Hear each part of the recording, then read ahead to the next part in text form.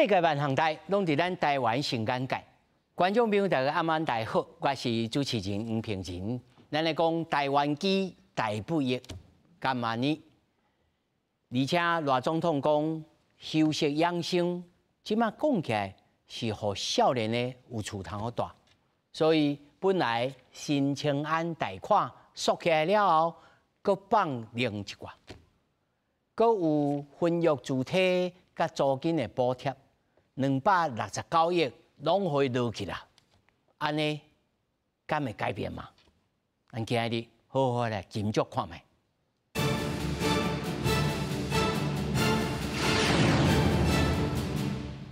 首先介绍现场的来宾，头一位，宏国德林科技大学不动产经营系兼任副教授林王金。主持人、来宾观众朋友，大家晚安，大家好。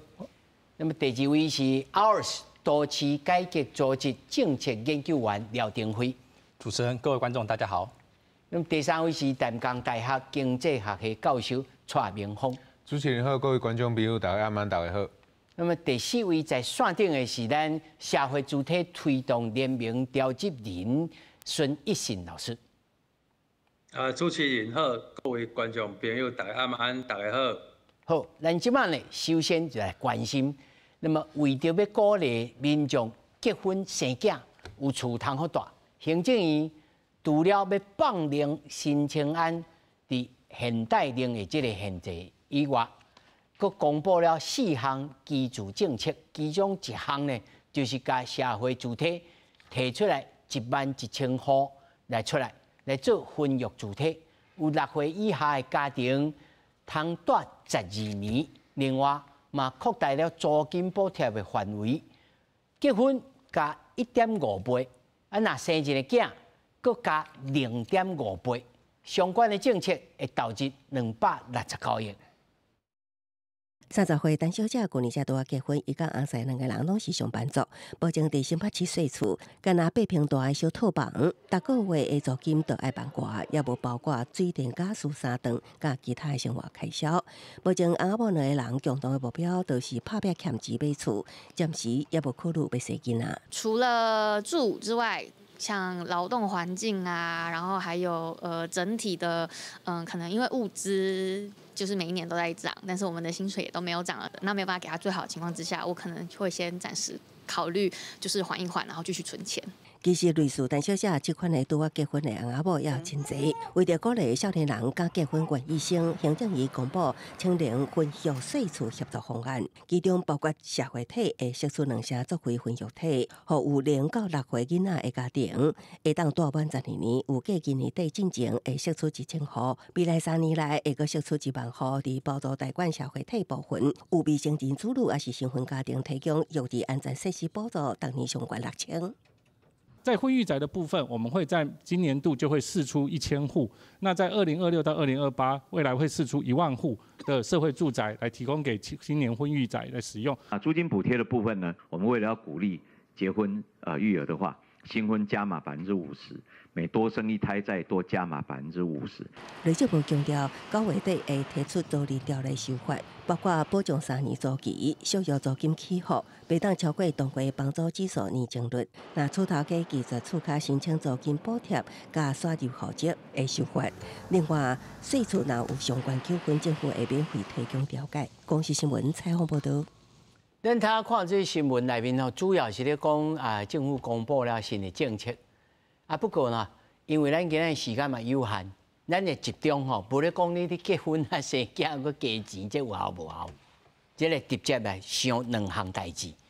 政府即马开始要来放令这个新青安，进前要甲缩起来，这个理由有消息去无？佮甲放令了有啥物效果？有人讲，迄电脑房价又搁起来哦，因为大家下死命咧钱嘛。这头一个，第二个就是讲房屋的租赁，我要租厝、细厝。我昨仔也有座谈会嘛，因为相信各位也拢有去参加。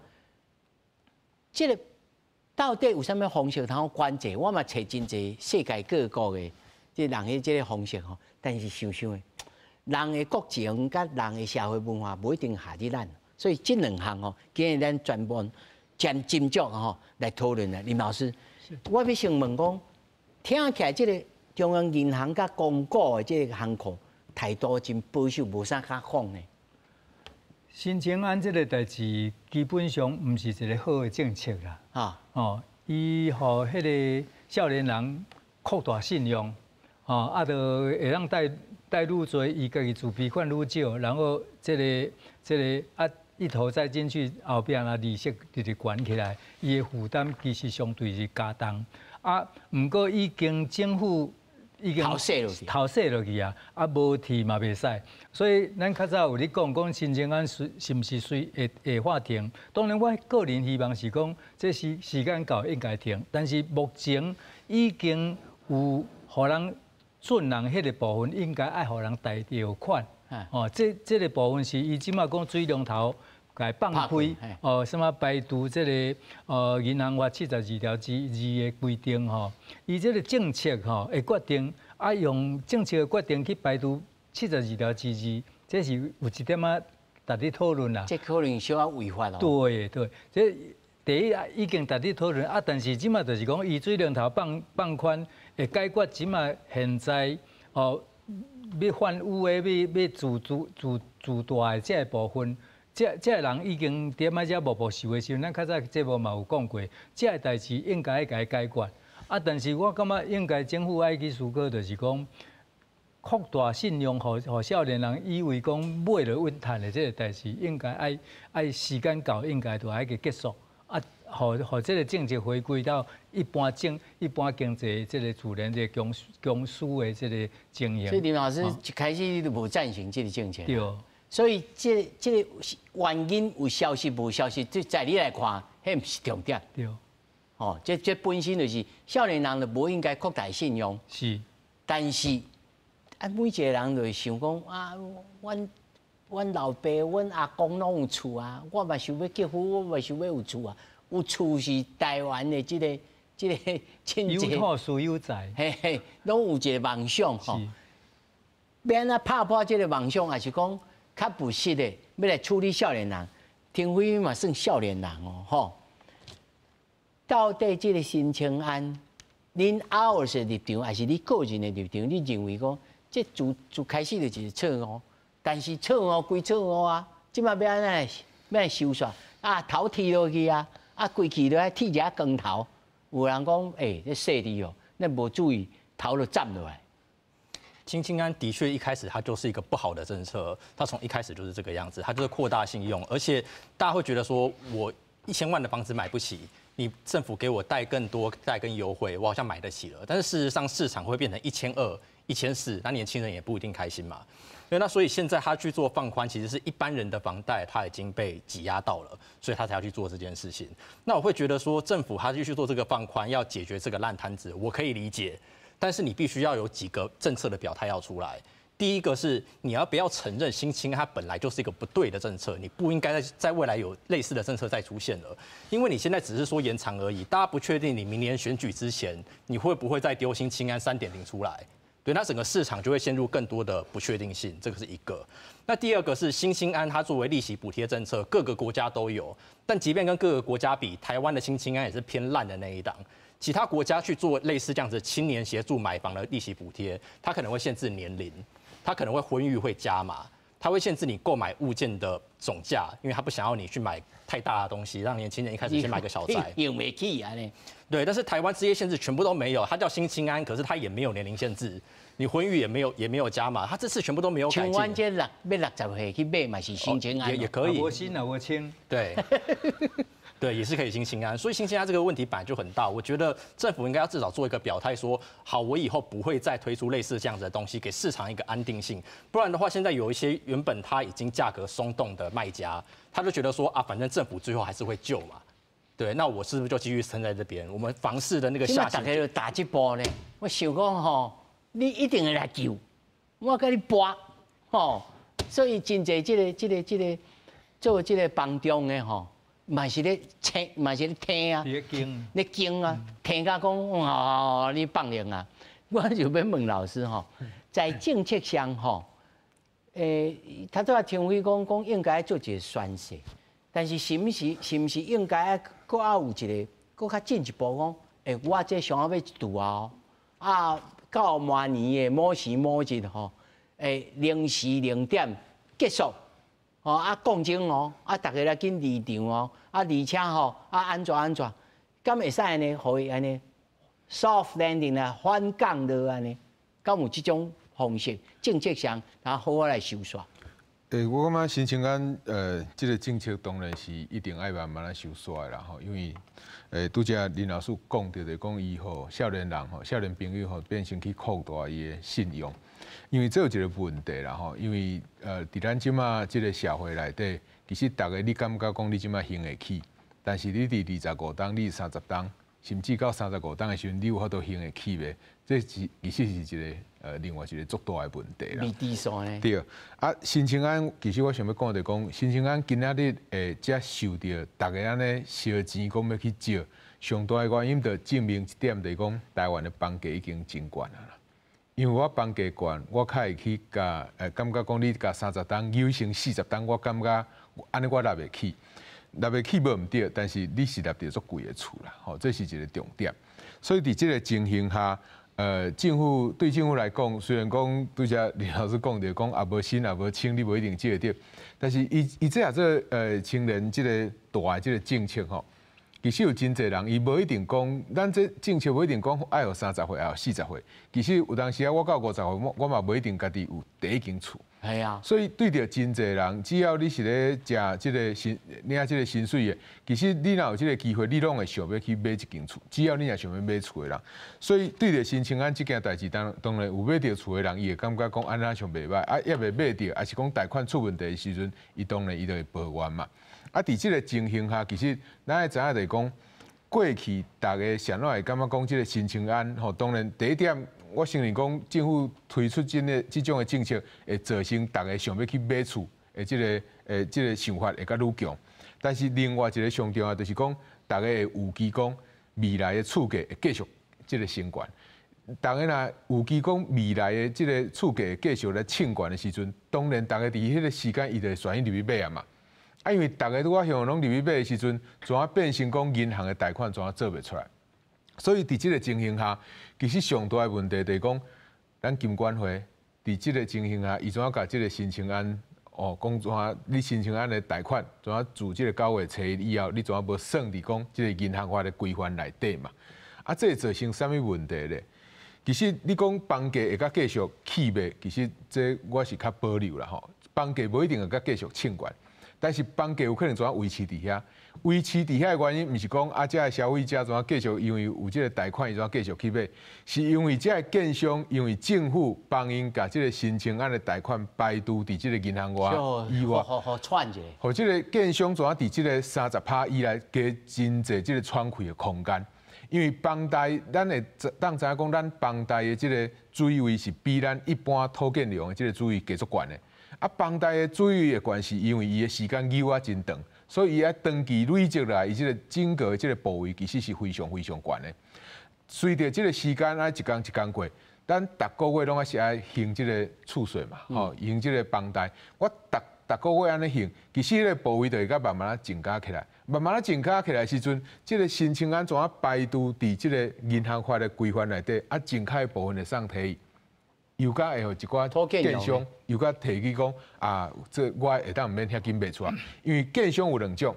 第一种就是讲伊的手骨足粗的，手骨足粗就是讲我裤底都足深的，但是银行的钱利息对我来讲就俗俗啊，我就加减不用不用对，伫这个情形下，你若银行甲继续借互遮的无欠钱的建商，建商只是咧互因继续甲这个厝价用个观念嘛，你若互一寡手头有厝的。但是咧欠现金，咱若手头有厝有资产欠现金，咱会做啥物代志？咱若真正借无钱，咱就爱去处分咱的资产嘛。你即马加这个钱出来，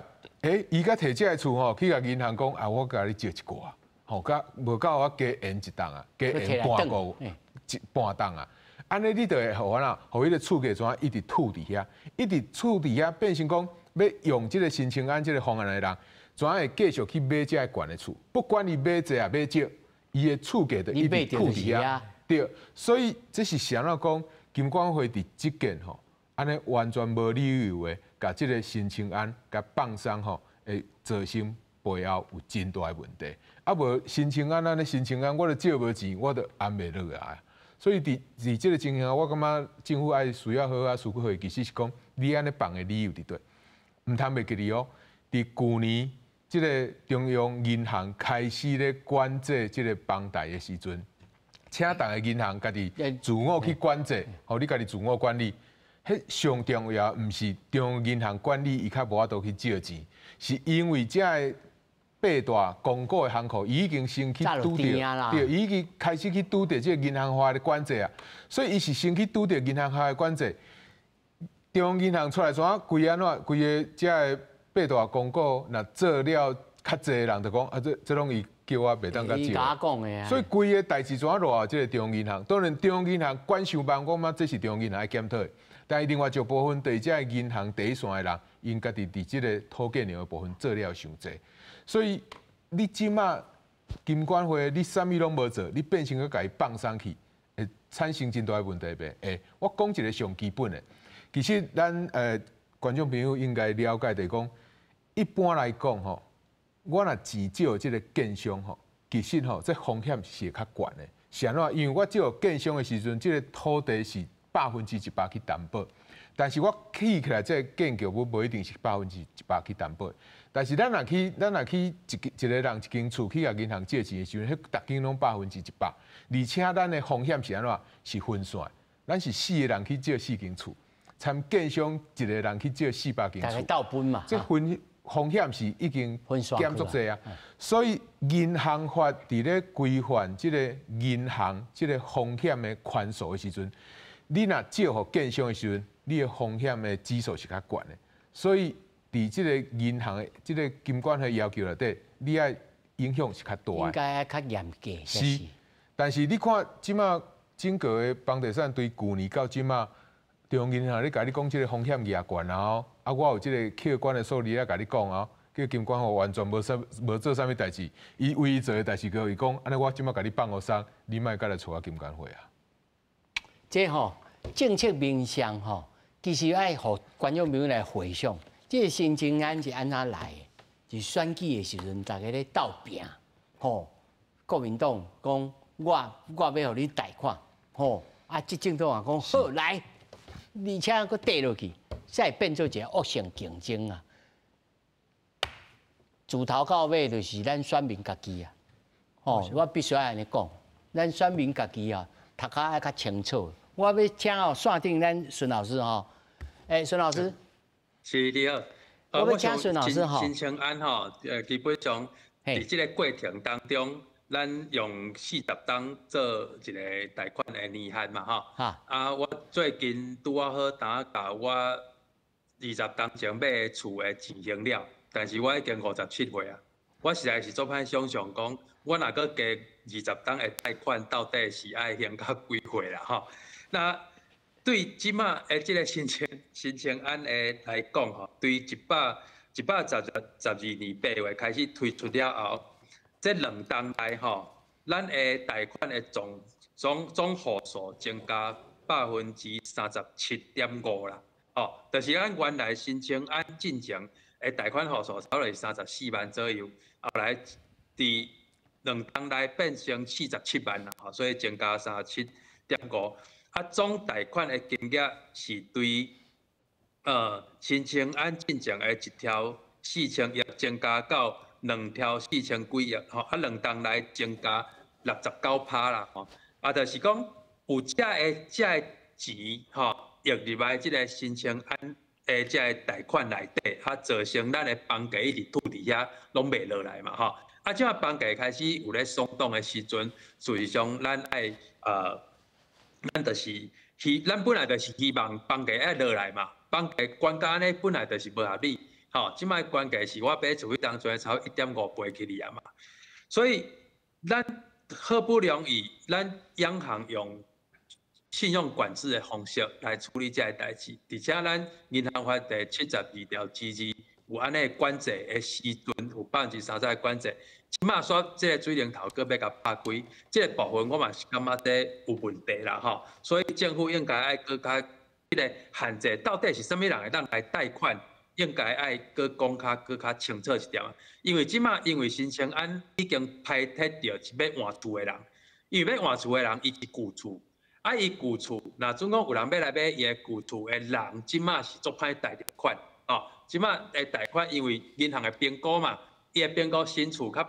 伊个价贷能保掉。你若旧厝哦，蛋白区诶，因为我让即间厝到时阵啊，总房价落来时阵，我让一个烂资产伫我手顶，我嘛卖袂出去。所以即马会影响到有要买中古厝的人。吼，这个人贷袂着钱，所以这个想要换厝的人，伊换袂出去，吼，所以变相新青安会排斥着一寡人，吼，所以我是感觉讲新青安这个政策其实是爱好好啊讨论，因为自古以来一直拢利息补贴，到民进党第一任执政，改做这个租金补贴嘛，吼，咱即马大量的租金补贴，112年搁补一个新青安这个利息补贴出来，这个部分我是感觉讲。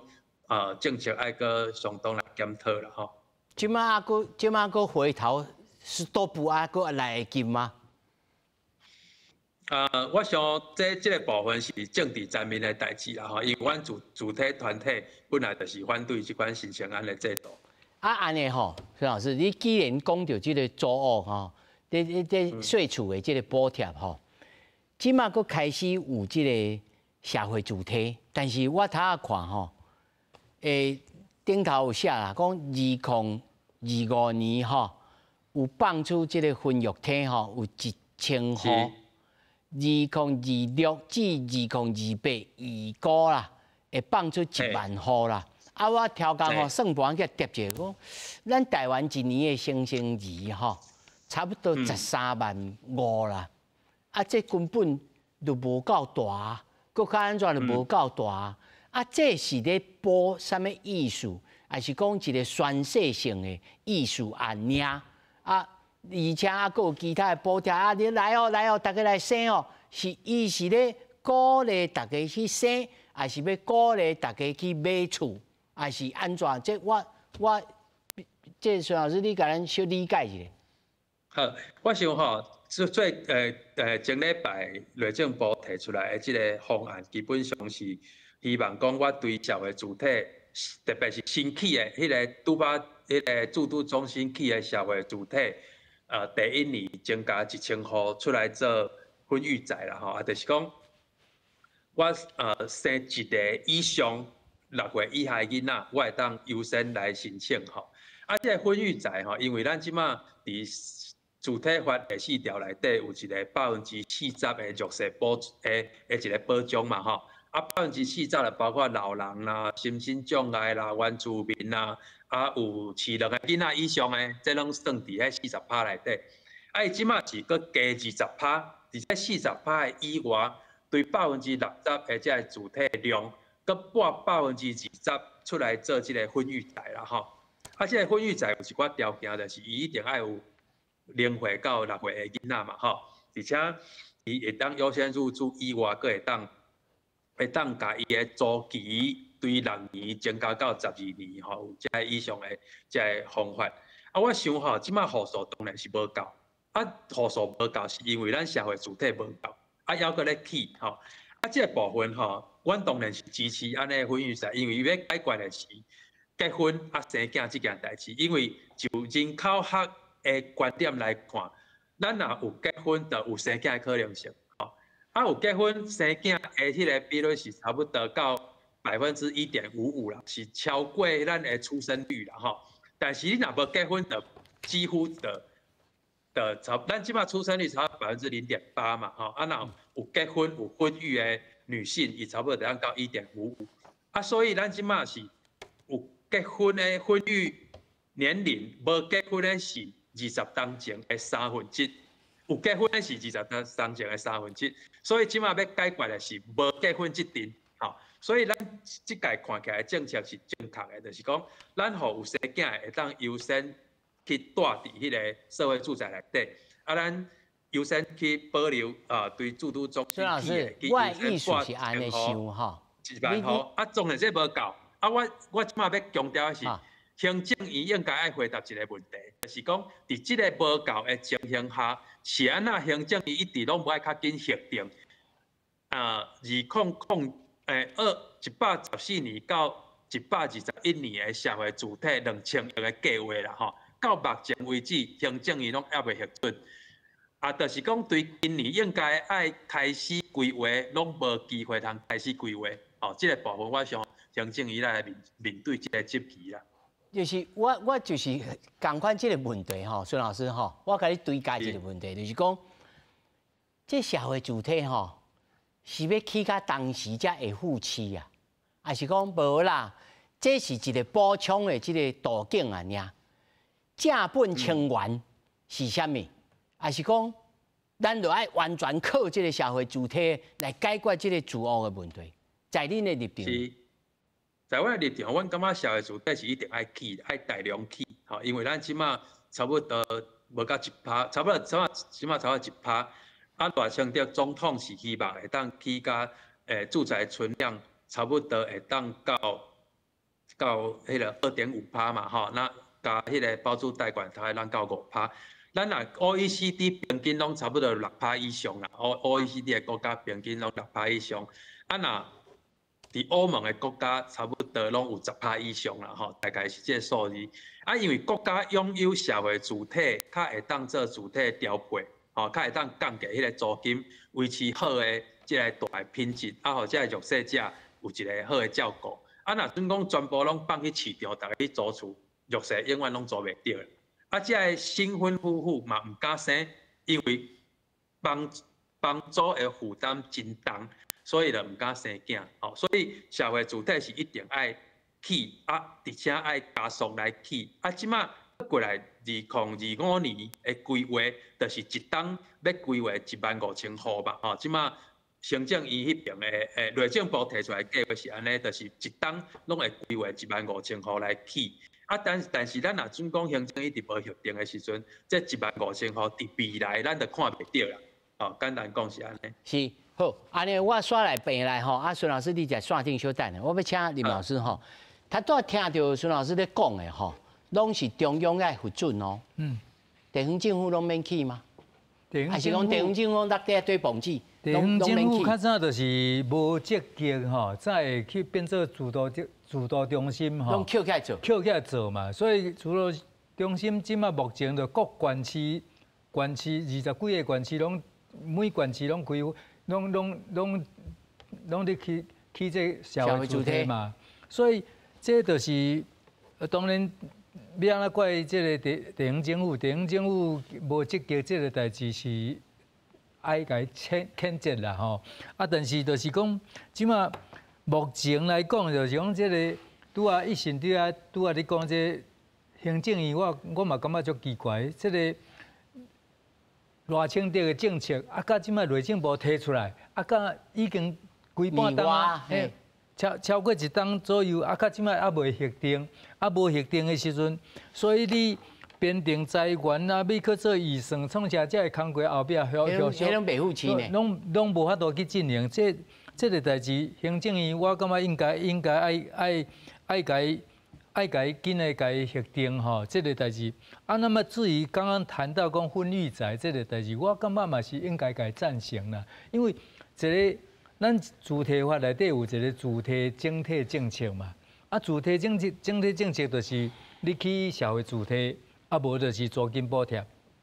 你租金补贴这个部分内底，咱即马实施这个时间已经有几落档啊嘛。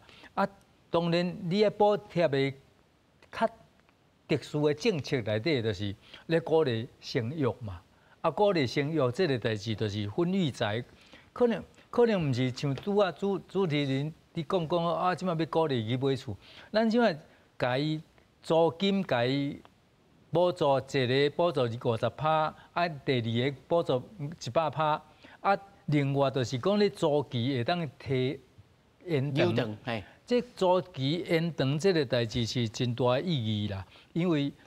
咱即马目前租赁专法是伫2018年开始实施嘛，已经民间的这租期都通常拢是1年尔嘛，1年尔，咱即马社会主体上悬嘛，才6档尔嘛，6档所以即马如果若互伊讲有，互伊稳定生家立业，互伊安心去生囝，这个代志，互伊有一个较长的期间，这嘛是做社会主体内底一种形态啦。那这社会主体内底，咱即马是提倡讲多元嘛，所以较早嘛有你讲什么使用权主体，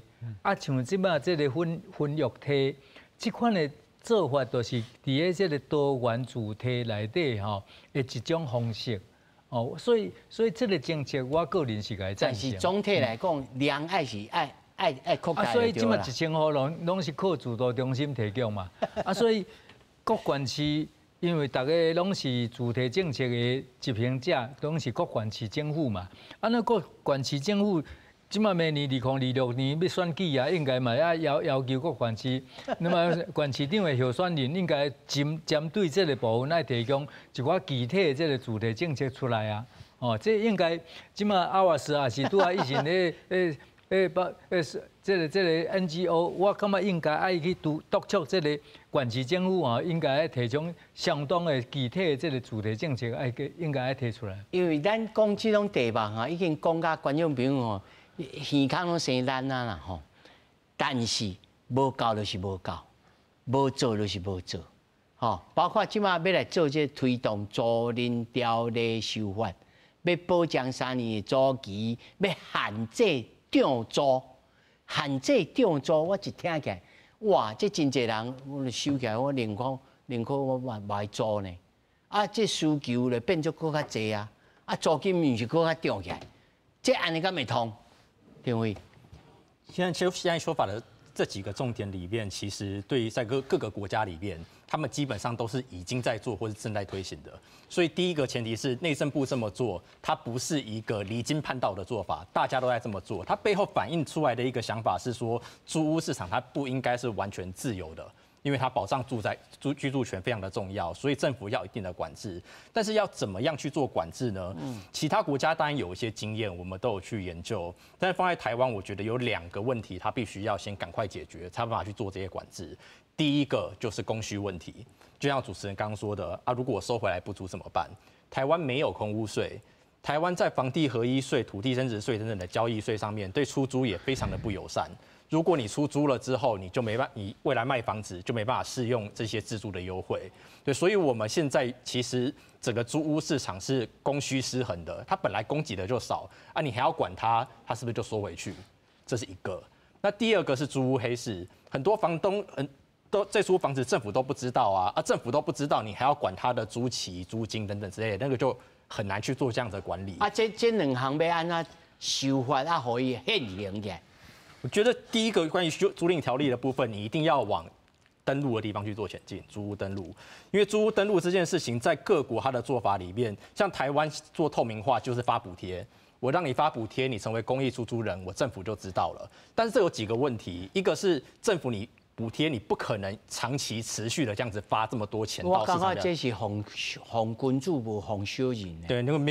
个没有办法一直这样的发下去的。第二个做法其实是国际普遍的做法，它是让房东来登录。那房东为什么要登录？他把它跟救济绑在一起。比方说你遇到不好的租客、租霸，他就是不离开。那你要找政府帮忙的时候你有没有来登录？你不能说我要缴税的时候我不想给政府知道我遇到不好的租客的时候又要政府主持公道，这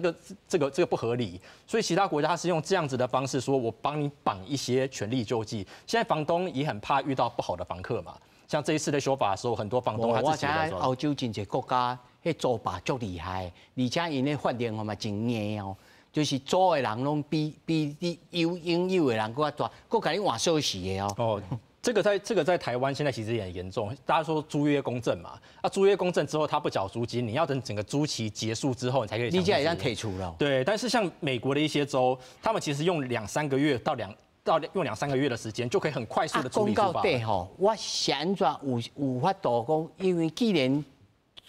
自度中心起厝就起袂赴，地方政府无啥，咱死无爱起。啊是安怎？恁遮空厝的无爱摕出来，摕出来了，我互你税金，互你补助啊，我互你较好心的啊，安尼敢袂使吗？可以啊，空屋税我们2013年就开始提，现在立法院里面也有版本啊，就没有人要做嘛。这就是没有人要做。我们参考了法国，参考了加拿大这些空屋的，我们把它合成一个适合台湾的空屋。这趁这个机会来化为一下，就立法院吼3党，看恁倒一党吼较做好心的，互少年人吼较拥护一下。恁上拥护这个少年人的，应该是这个，即马大家上拥护的是这啥？民众党嘛吼。你看哦，这个国强主席有做好心，有通来讲这个空屋税。哦，紧互做好心的，无即摆你明明了，我实在是讲啊，这1万户、1000户，这补喙齿空都无够，是吧？对，这个其实效果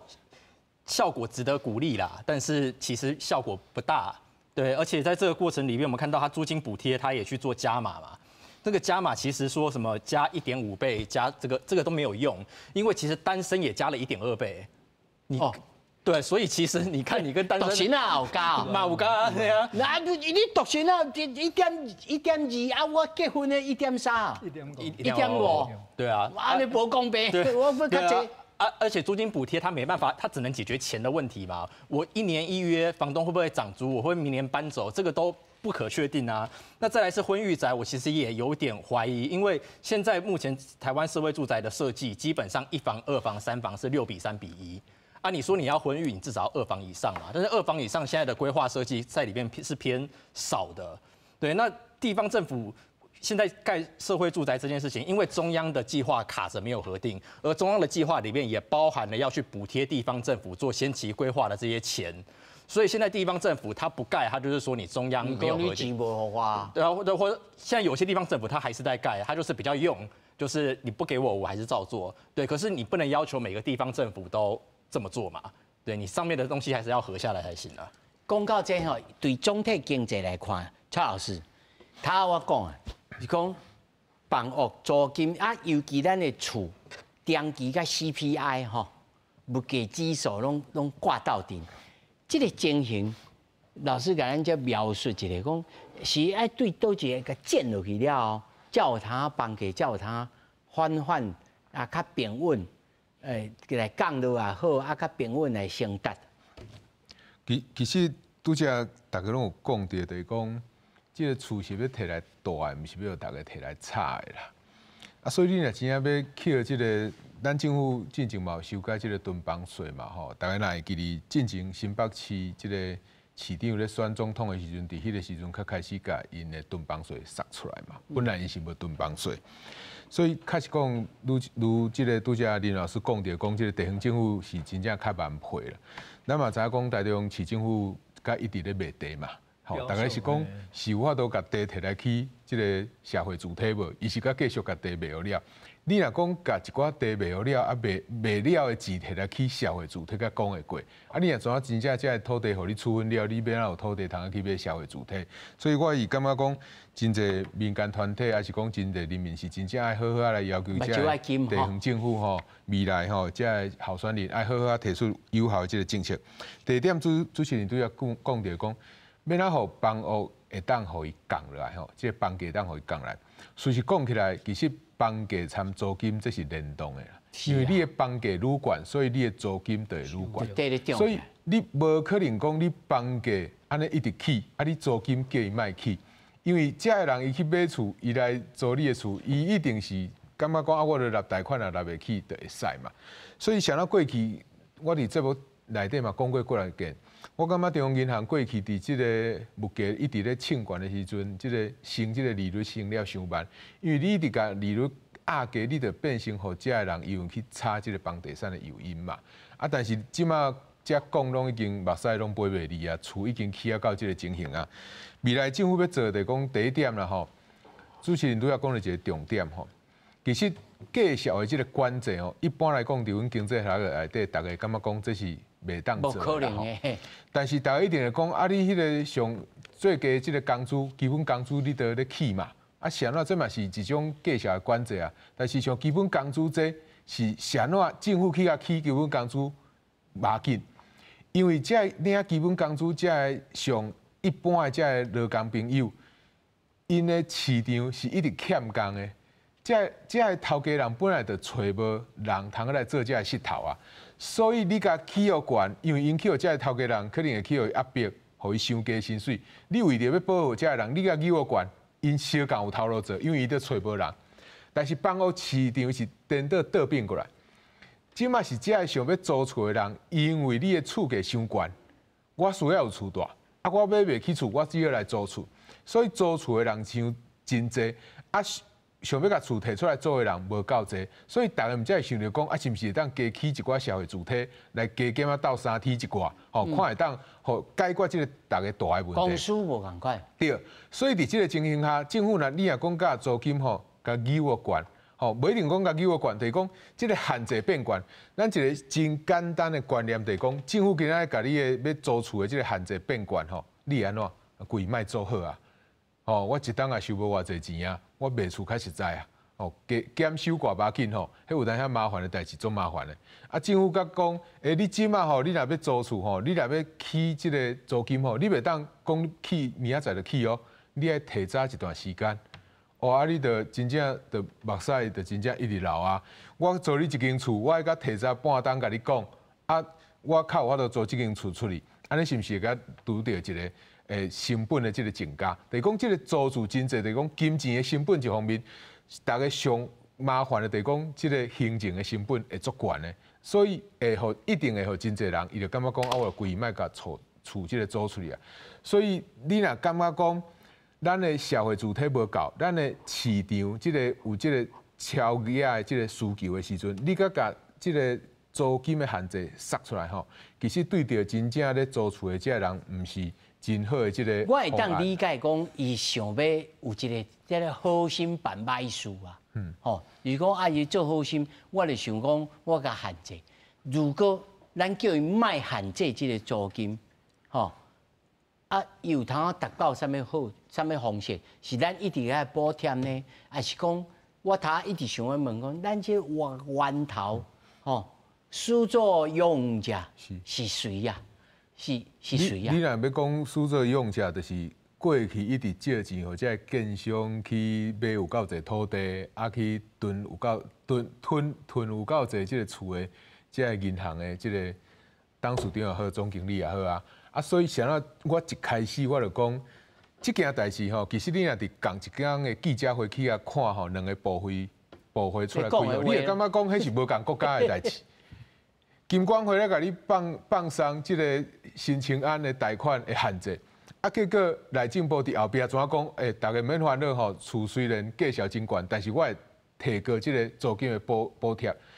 想到你无爱甲厝的价小，我想办法，互伊莫甲继续起去，互伊慢慢会当落落来。你租金的补贴就免遐济啊嘛。啊，你若一直去用租金的补贴，变成你安怎？变成讲，咱真侪少年朋友也好，还是少年朋友的即个士大人，大家安尼欠长内都，甲这个钱摕去银行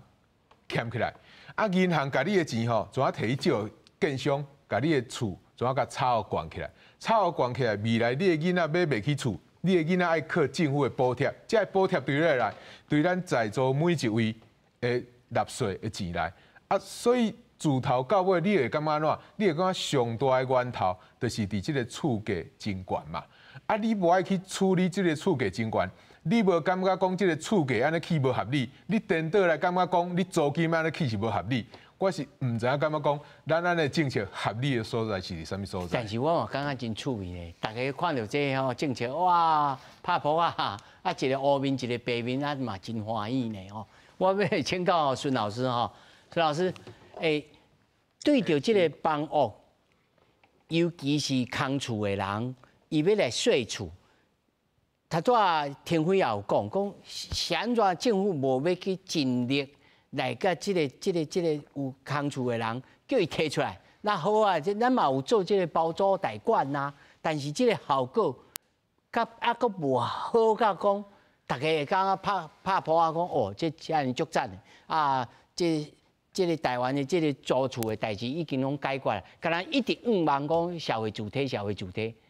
这是我想孙老师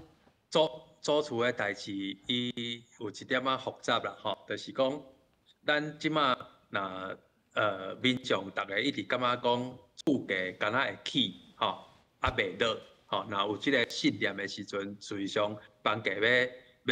规个落来，其实是爱有经济的一个足大的风险啦，吼。啊，咱知影民国99年通过的迄当阵主体法以外，还有一个实价登录3法嘛，吼。啊，实价登录3法一开始是讲，咱买卖时阵爱登记，吼。啊，登记了后，到底是要哪实价揭露即件代志，一直到即马，咱随时会当查到对一间厝卖偌济钱，吼，啊是对一个主计，吼，会当查到主计嘛，吼。即件代志总共行10档较达到目的啦，吼，总共行10档较达到目的。但是租厝即件代志，吼，即马咱无还未设计出一个讲，我租厝就爱去登录，然后我租金偌济啊，无即马租金拢凊彩人好诶嘛，哦，就是讲房东甲你讲我即间厝要租你偌济钱，就租你偌济钱，咱无法度找着一个实价登录，还是讲我会当去查迄个价销的一个比较，吼，做安尼比较。啊，我想对政府来讲，伊实际上除了即马咱用迄个租厝的补贴的即个制度，掌握着所有申请，吼，迄个租厝补助的即个家户吼，即个租金。其他的这市场到底是安那？实际上政府其实是无法度掌握啦吼。所以头仔天辉讲了无对，就讲实际上这件代志爱先处理啦吼。啊，即马内政部咧讲的这个方向，实际上我嘛是赞成吼，我赞成的原因是讲，真侪弱势者伊在租厝，伊若要甲你入户籍，还是讲要甲你申请补助的时阵，每年伊迄个厝头家就可能无爱租你啊，伊会当用即个契约即转换的期间吼，因为真短啊，所以伊会对伊来讲损失无悬吼，所以我价当就无爱租你。对厝卡来讲，伊甲你讲即句，讲我明年无爱租你啊，你就惊着嘛。啊，因为搬厝即件代志，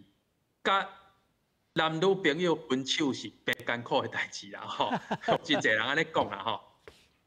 所以对厝卡来讲，伊会感觉，因为搬厝对我来讲是一个足大的成本，所以我甘愿我莫去做租金补贴的申请，吼啊，你互我稳稳啊住伫这个所在嘛，我继续甲你签约。所以以后若算讲，因为咱即马有一个定型化契约是讲，你袂当讲你袂当申请租补，啊你嘛袂当写讲你袂当甲户籍刷入来，但是事实上伊口头甲你讲，你敢会当限制，袂使嘛。但是以后即马内政部要做的是，甲伊变做伫租赁专法内底有法则啦。进前咱敢若伫定型化契约，但是无法则。咱即马要甲定法则，就是讲你袂当做安尼要求，互人袂当刷户籍，互人袂当申请租补，吼。啊，刷落去就是讲，你若签3档，啊，你的租金超过一定物价指数的迄个比率，吼，超过的时阵，咱就有一个惩罚的一个条款啦吼，我想未来内政部是要用安尼的方式来处理，但是我想这会面对足侪迄个无助的反弹。啊，我想这个社会就是透过安尼辩论，吼，啊慢慢啊用经行嘛吼，咱进前有努力过迄个买卖的这个实价登录甲实价揭露，但是未来咱租金这个代志要哪透明化，啊要哪互伊合理，吼，我想这大家继续来努力。啊，我顺带提最后一点，吼，就是讲，咱除了对厝头家有安尼的责任的苛责以外，我相信以后咱咧修法的过程啊，吼，我嘛提出一个，就是讲，针对厝卡，你若无法度赶搬的，吼，就是即个主把，我就无爱交房租嘛，吼，啊，我有定金2个月，啊，我就已经3个月、4个月拢无爱甲你交房租，啊，我搁住伫内底，即马要哪处理，这是一个大问题，因为即马迄个厝头家敢若会当透过法院的强制执行来执行你的租金，但是袂当执行讲甲你赶搬，吼，赶搬即件代志一定爱等到租期结束以后才能赶搬。啊，阮即马提出一个方案吼，就是讲希望那准讲即个契约有经过公证，有经过公证，啊，你的交迄个租金是透过银行的转销，去做证明。像这款情形下，你若一直无交租金的时阵，对迄个厝头家来讲，伊会当去要求做强制执行，定一定的期限，甲变成讲伊的迄个厝家的契约直接到期，你就会当做官办的即个强制执行的动作，甲租金做伙有安尼的一个强制执行啦，我想安尼双方的权利较会对等，以后即个租厝的即个市场较会合理的发展啦，我是提出安尼建议。是，感谢孙老师林老师讲到呾就是一源头，如蔡老师所讲，就是上头前你银行你就要放款或者土建用的资金嘛，互伊去查房。咱立法院的立法无针对这来处理，显然也是甲即寡建商有利害交关的所在，这个拢无处理嘛，也是讲咱 NGO 无够拍拼，这头一个，第二个明显看起来是租厝的人较济啊，细厝的人较少啊，应该是大家集中力量来甲讲。无呢哦，对着即个厝头的不利的代志，拢到早拢无出来啊。咱免讲不利啦，互相公平的代志拢无出来。即个生态到底是安怎？咱要安怎来对倒位来甲入手甲建起来？帮屋的这个五大炒房措施要继续落实，这个内政部甲各管区机关应该去做。而且就是讲中央银行拄啊你。蔡老师，你讲迄集中度的管理这个部分嘛，爱加强啦。因为这就是政策上的迄个问题嘛。所以我拄啊讲，如果若申请按这水龙头这适法性这个部分，如果若厘清，应该爱去做一寡检讨。房地产的这个计数这个部分，即马大家拢经伫遐，新推出的案可能较有降价空间这个部分，事实上我也听讲已经有啲慢慢有啲进行。即马就回过头来讲这租赁市场这个代志吼。主持人拄啊，甲蔡老师拢有咧讲这始作俑者这个人。咱土地法97条就有规定讲，你租金袂使伤悬。土地法97条伊规定讲，你的房租若超过地方的迄个申报地价的10%，迄是袂使，迄是无效的。伫个这个租赁专法伫个立法的时阵，为着讲，迄当阵啊，2018年的时阵，咱台湾的市场是讲拢乌市，迄当阵也是乌萝卜节拢无看的，毋知租赁市场到底是安怎拢毋知的时阵。迄当阵为着鼓励讲市场和正常化和健全，所以甲迄个这个租赁条例内底第6条就甲伊讲，你即马来适用这个租赁专法的时阵，不是排除这个土地法97条。97条。所以迄条规定自相矛盾的咯。迄条规定开放了后，即马租金开始直调悬，调到要50%等等。即摆煞无法可治啊，这无法可治啊，所以这个始作俑者到底是啥人吼？这嘛真歹讲，因为这个租金管制这个代志，拄啊听辉伫讲，租金管制本来世界各国本来就是照顾弱者，本来就是应该有适度的一个管制才对，因为保护弱者嘛，保护消费者嘛，所以这个代志即摆咧。2018年，即马2025年啊，已经即马7、8年的中间啊，所以帮租赁市场这个部分呢，要互健全化。所以即马内政部你讲这个租期爱延长，这个续租爱合理的，使优先续租，这个方向，我感觉拢应该给予支持啦。但是你透过这，如果讲拢。你都无红单，无红单摕出来，啊做标的物都无够，无迄个，趁钱咧趁啊，你扣扣提阮的税金咧补贴。所以你即马就爱去思考，就是讲，这侪乌市这个代志要安去管制，甚至有租金所得税的大赦，哦，应该爱去通盘行政院爱去通盘去检讨大赦。啊，主要讲即马包租代管。包租爱实价登录，啊，代管的部分无实价登录，啊，即马民间自由租赁的免实价登录，这拢不合理嘛？这个代志拢产生做迄无平等的这个态度嘛。啊，所以像这款经营，应该就爱全面代谢了后一个期间，互伊来恢复正常，啊，得全面登录，啊，全面登录了后，你啊租期适度放宽，啊，这个才有。